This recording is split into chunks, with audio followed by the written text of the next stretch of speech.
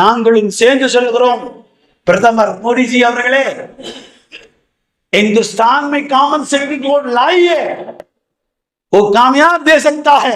இன்று நான் சொல்கிறேன், இந்த பாரத பிரதமருக்கு காமன் சிவில் கோட் बहुत जरूरी है. இந்த நாட்டுடைய அரசியல் சாசன சட்டத்தை ஏற்படுத்திய பாபா அம்பேத்கர் சாஹிப் அவர்கள் சொன்னார்கள், அது உண்மைதான்.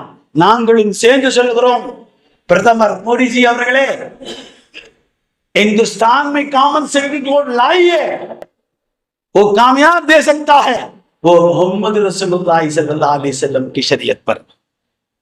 அல்லாஹ்வும் ரசூலும் சொன்ன இந்த காமன் சிவில் கோடை உலகத்துக்கு நீங்கள் கொண்டு வந்தால், முன்மாதிரியாக இந்தியா முழுவதுக்கும் கொண்டு வந்தால், இந்த இந்தியாவில் பாரபட்சம் இல்லாத ஒரு வாழ்க்கையை ஏற்படுத்த முடியும்.